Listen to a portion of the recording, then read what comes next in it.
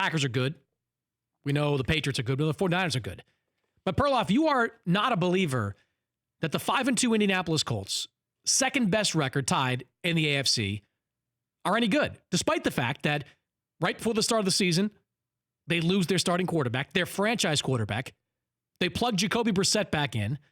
They've had some cardiac moments, no question. They've played some rough teams, no question. But 5-2 is 5-2. Who was it, Parcells, that said that? You are what your record says you are? Yeah, but do you apply that same thinking to the Buffalo Bills? Sure, they're better. I mean, they lost last night or yesterday, but they're better. The Colts are okay. They'll be like 10-6, 11-5, and lose in the playoffs. How is that not a significant accomplishment? It's great. I mean, but I still think that the whole AFC South is right at the same place. Who do you like? The Texans, Jaguars, Colts, and Titans. They're all sort of the same way. Good, but not threatening, with the Colts probably being the best team out of that group. Yeah, look, Jacoby Brissett's been a find for them. And I think if you're making power rankings in the AFC, it's the Patriots at 1 right now, the Chiefs at number 2, despite the loss. And after that, you telling me the Colts aren't in that mix? They're not right there? I'd put the Texans there, mostly because Deshaun Watson is awesome and just continues to make play after play after play. They heap a lot of responsibility on Deshaun Watson. He kind of has that Andrew Luck level responsibility on his shoulders, where Peyton Manning type responsibility, where they ask him to do a lot. That's why that injury to J.J. Watt, which is likely going to cost him the rest of the season, that's devastating.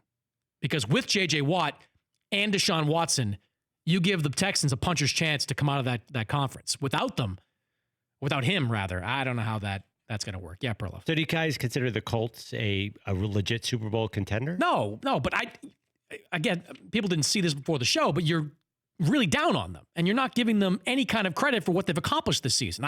That to me is mind-blowing. Well, I feel like the 15-13 win over the Broncos was... It's a win. The Broncos on the road, it's concerning. I'm sure Vegas views it exactly like I do. Yeah, Paulie. I see what McLovin's saying, because the Colts, they're 5-2, but they've outscored their opponents by a total of 7 points on the season. They're basically middle of the road offense and defense. It does feel like they're like a B team on offense and a B team on defense. They're good, but not great. But they're balanced. They're definitely not going to be able to play at home against the Patriots in the AFC title game, that seems like checkmate. I'm a big Colts fan. I thought with Darius Leonard back, I think they're a really balanced team. Marlon Mack is really good. But I see what Andrew's saying. It might all be for naught. Yeah. Well, the Texans are right there, though. I think not we'd ever do a poll question, but I think a lot of people see them as 1A and 1B in that. Why not the Texans? I know, Paul, you like them too. Is no Watt?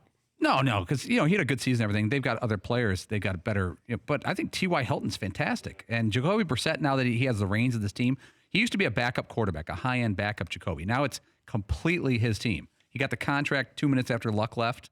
And you saw what he did yesterday. He's a big dude who's tough to bring down. I think they're going to be a difficult team to beat in the playoffs. For more Dan Patrick Show, tune into Audience Channel 239 on DirecTV. Stream for free on BR Live or download the Dan Patrick Show app.